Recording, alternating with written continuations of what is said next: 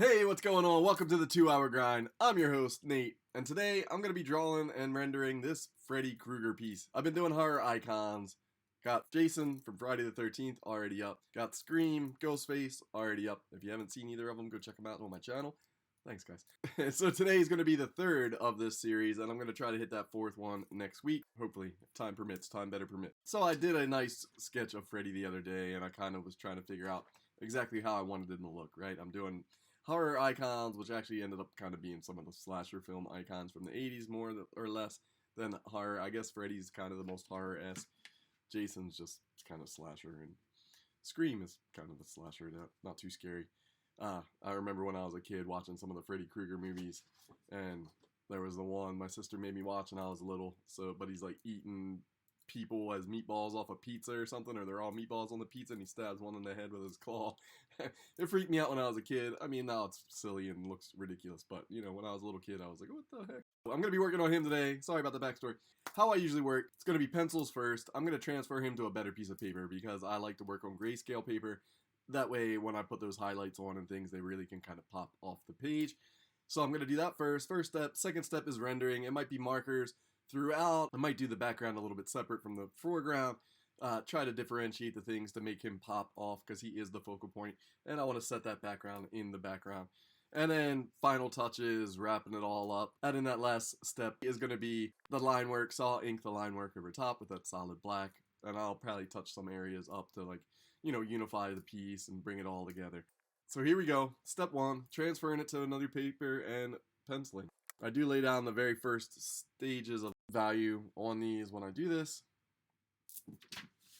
I think I want to put the furnace behind him.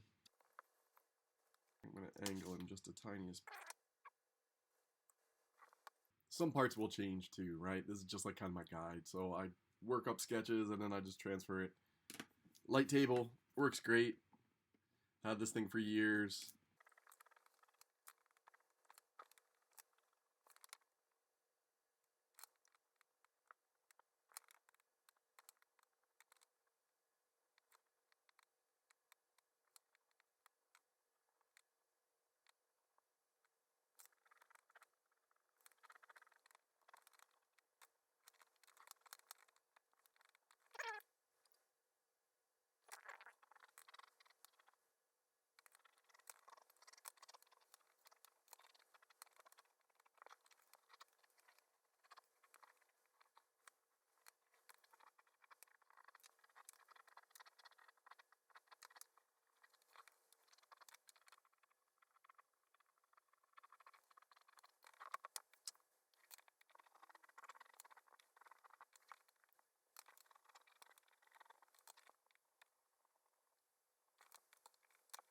I'm gonna switch around my table real quick. 2 seconds.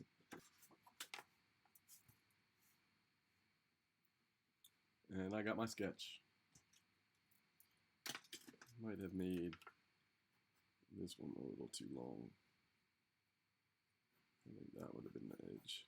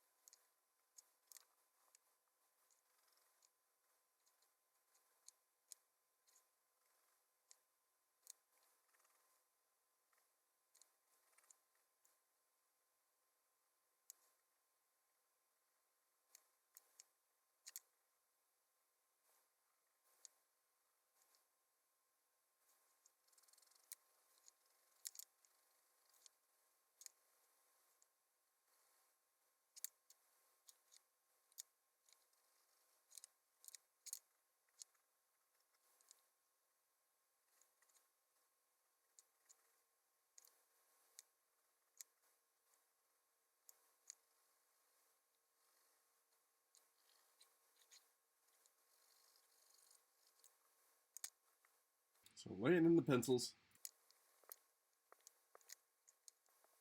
One thing real quick, reference, I want to check out his furnace, looks like.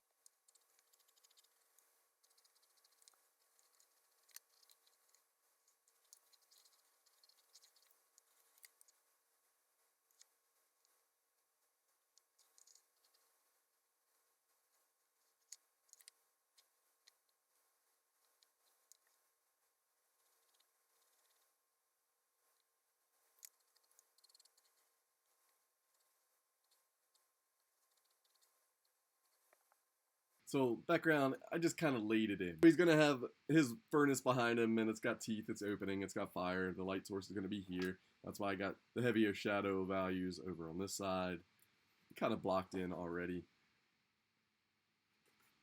So line work basically laid in, quick and easy. Now those are just pencils. I will go over it with the inks in a few minutes. First, I want to start to lay in some atmospheric grayscale. Part 2 real quick, laying in grayscale. I'm going to use an eBrush. The eBrush is kind of cool. Electric airbrush kit. Looks like this, plugs in, sprays air, right? Now this is going to be a lot of warm grays. Maybe the background will be a little bit of cool or just straight black. Once I figure out where to frame him, so I kind of just laid in the shapes for the background. I haven't actually rendered it totally. I want to frame him a little bit with it, you know, and make sure the shapes don't line up weirdly, causing a tangent in lines or anything. So I got to go back in and fix those in a little bit, but I'm going to still add some of those grayscales. Usually I do foreground, skin, warm grays, and then the backgrounds, metals, things like that, cool grays. But because this is going to be spitting out fire, it's going to have to get warm grays, right? Because that's, you know, red, orange, yellow, warm colors, warm grays. Always use a second piece of paper to practice things, right? Always use scrap.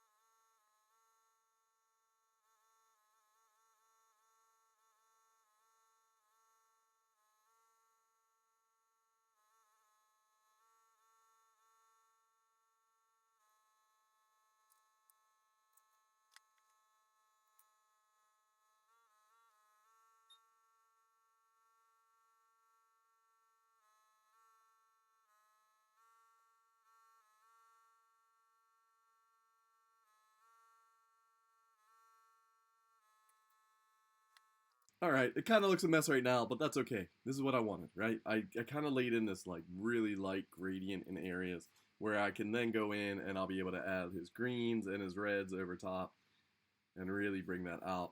His background, it's going to be dark gray, right? It's this metal old furnace, boiler room, what kind of maybe rusty. It's like at the dark warm gray. I added a little black for the atmosphere at the end. I usually don't go with that dark for shadows, but because of what this is, I kind of wanted to jump into it a little bit on that. So now, time to try to color match. So he's got like a greenish, dark green that is also red.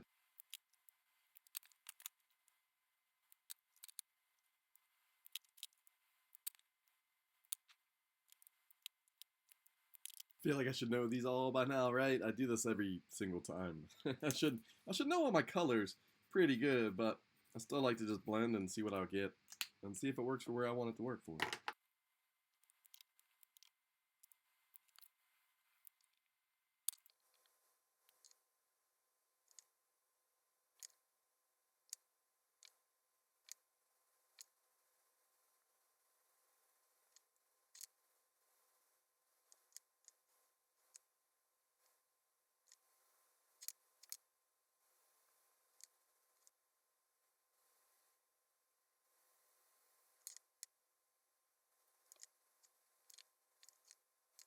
I just put a couple hatching marks through there, cross hatching, to kind of give it that texture of like the, you know, sweater texture. Hopefully it'll work a little bit. We'll see. Once I get a little bit deeper into this and a couple more layers.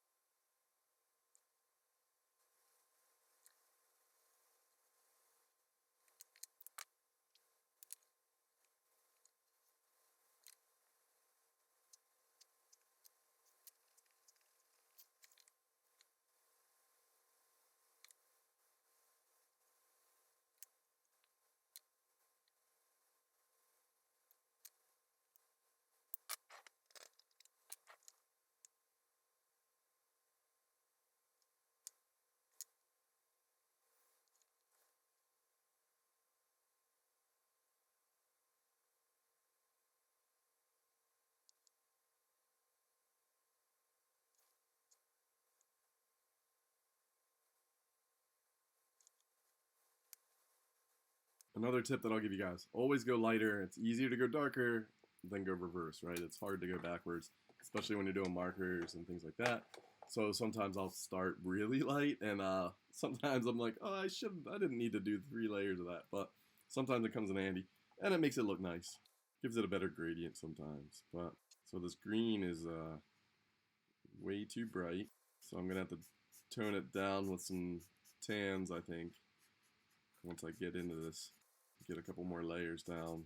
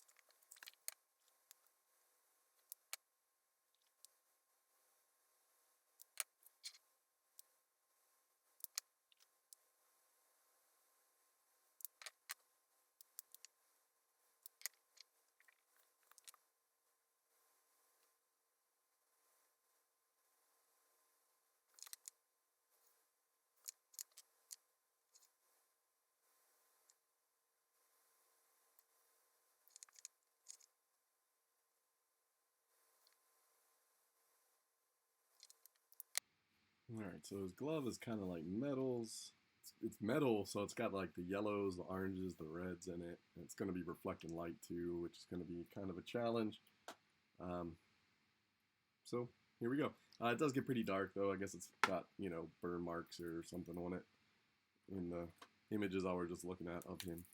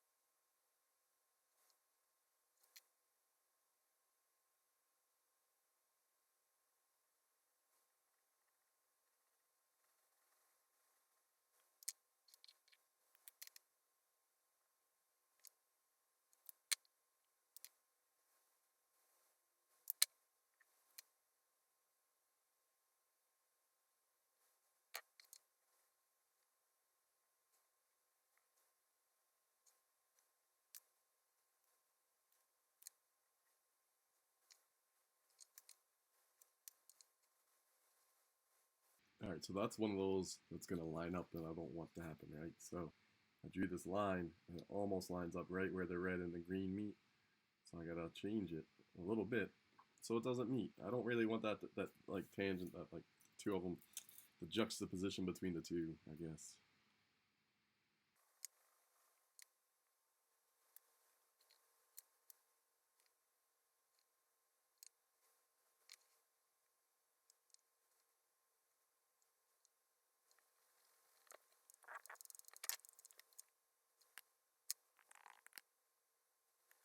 Still a lot of rendering and layers to add, but here's where I'm at. Basically, I got down the first layer. You know, flats if you're working digitally. I put down the flat layer, so now I'm going to render it.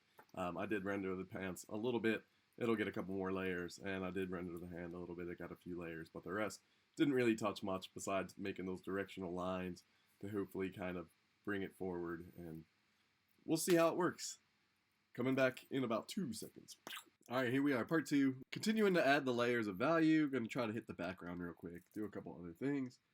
So starting with background.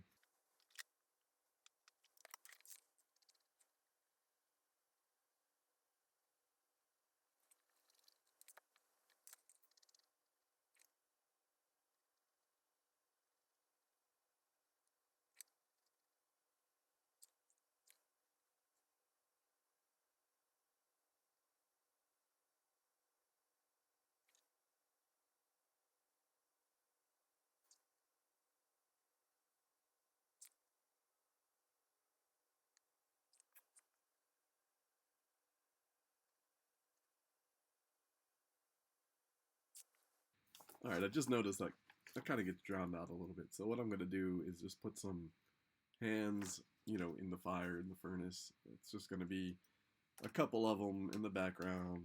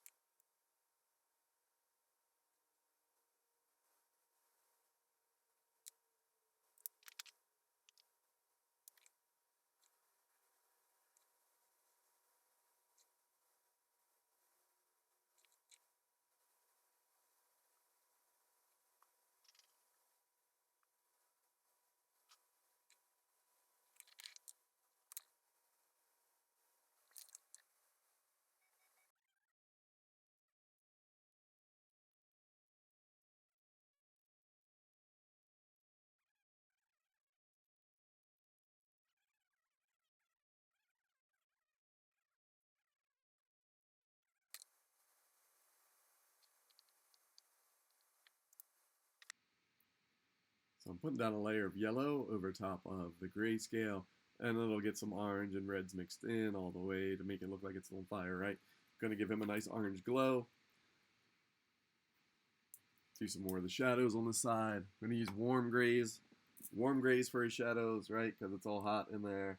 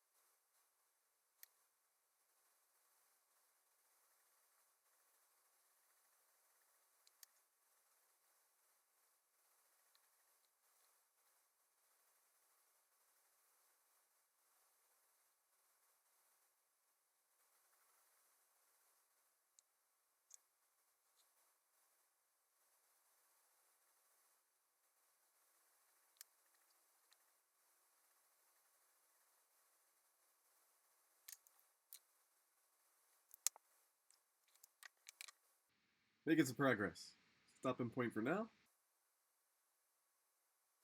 Freddy Krueger. So once I get that black line mark on top of this, things are going to start to really come together. I still got highlights. Got to finish up a little bit more rendering. So I want to add, got to get the flames to red, right? They're only got yellow and a little bit of oranges mixed in. So I'm going to get a couple reds, orange reds in there. And kind of go through the background. Couple little hard edges with markers. Not really hard edges. I'm not going to draw the line work on the background. I like to keep that juxtaposition of like hard edge black lines for the foreground, and then the background has that like softer edge. So I will do the line work with markers though, to give it that like, hopefully they bleed a little bit, just the tiniest bit. Maybe not. We'll see. Part 3 starts now! Alright, so I think we got some inking coming up. I'm going to just try to finalize some of the lines a little bit with pencil, just in case I have to erase anything, because you can't really erase the pen, right? The marker.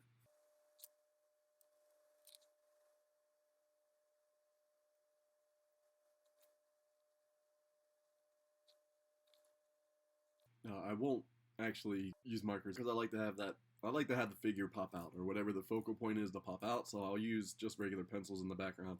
It'll look a little softer at the end of it all, so just a little trick to push things back, pop things forward, so the black will only be really on Freddy.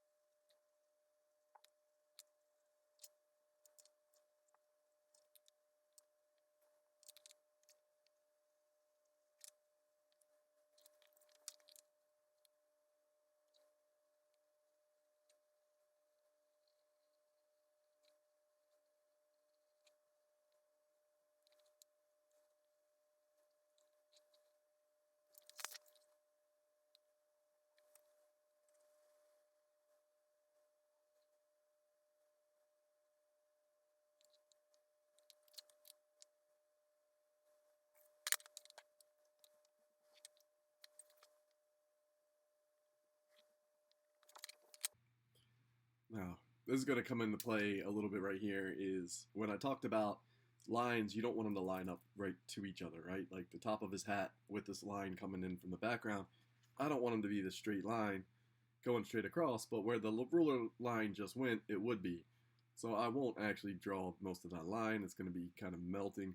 So I think the like furnace is kind of going to be like melty, kind of opening. It's like it's got a mouth, opening it up. So that's the idea behind what's going on in the background for now. Same thing right here where there's one blade for his knife. I'm going to bring that up into that shape so the line doesn't just like meet.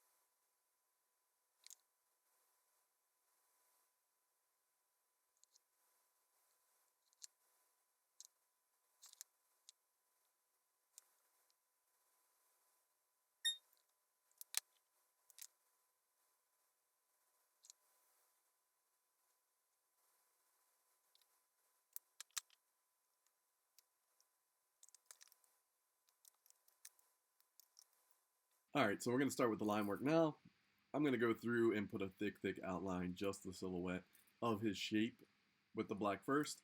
That's usually how I like to work. Then I go in with a smaller, thinner pens, thinner markers, and make thinner lines for details.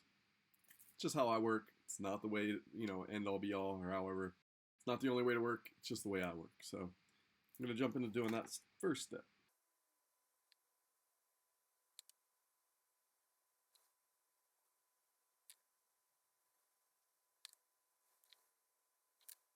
I said so I'm just going to be doing the outline, and then I start working my way inside. It's just what I do. I jump around a little bit too much, but that leg's overlapping this leg, so I definitely want a thicker outline to make it pop forward. But this is part of the silhouette, so it's going to be kind of thick outline back here as well.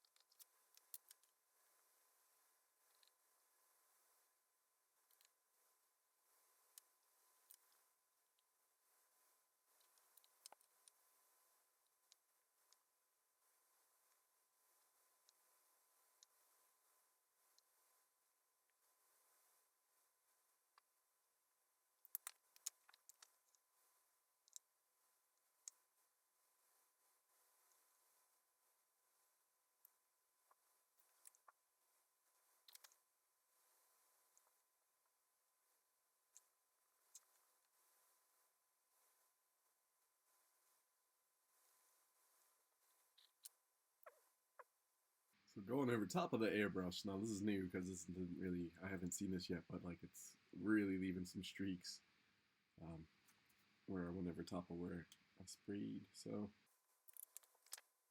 interesting. I might have to go darker.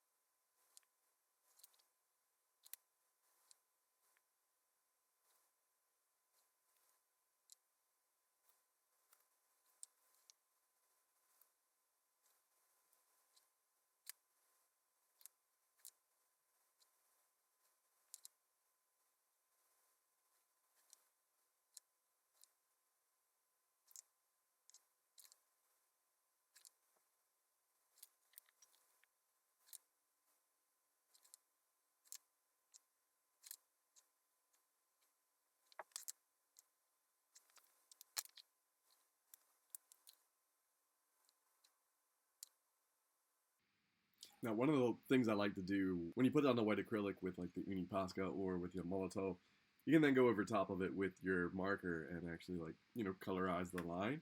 Because this is grayscale paper, it's going to pop that forward. But that was the plan, so I had to let it dry a little bit, so I moved around.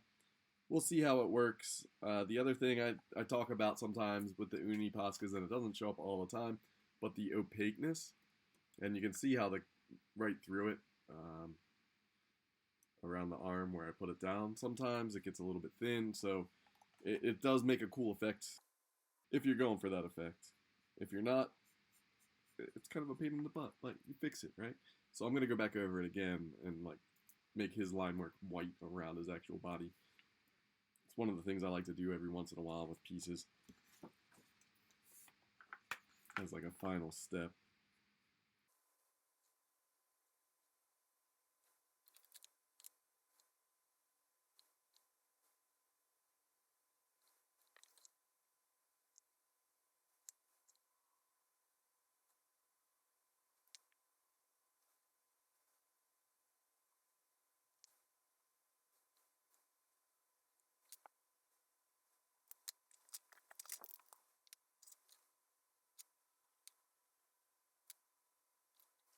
So as I put a second layer over top of the first layer, it fills in and it just becomes that solid white. And I just stuck my hand in it.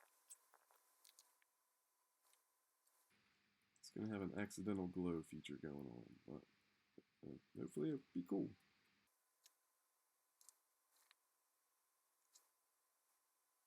Some of the areas of red might require another layer on top of this layer.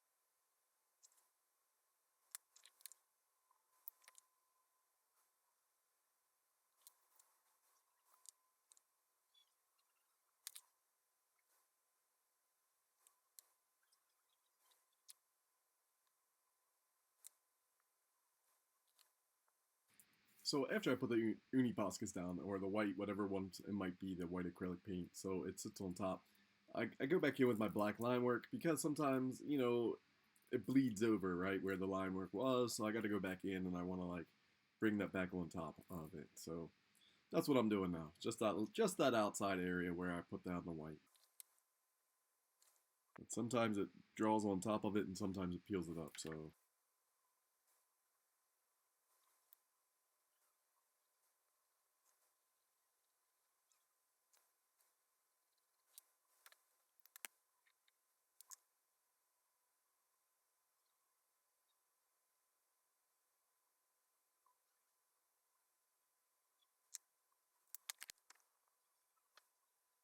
Alright, so we got Freddy Krueger on today's 2-hour grind.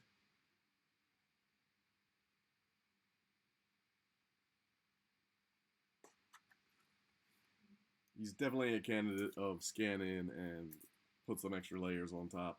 Separate that background and color that background a little bit. I was kind of worried I didn't go into it too much because of the way that the lines just started to show up over top of it. And I kind of liked how it looks. So I just kind of left it alone. Gave him that white outline, trying to pop him forward, but I guess because the gray is so gray, it doesn't maybe show as much in the camera. Gets a little drowned out in the camera for how much he pops off the actual paper. Alright, I think that's going to do it on this one. So wrapping that up, Freddy Krueger, horror icon number 3. Thanks for checking out this video. If you want to see more of my art grinds, check out my channel right over here. Click that subscribe button, please. Thank you so much, guys. Like this video. Let me know in the comments below if there's any questions about any of the techniques that I use throughout the videos, or if you want to see something specific. Thanks, guys, for checking us out. This was the 2-hour grind. I'm Nate, and I'll catch you on the next grind.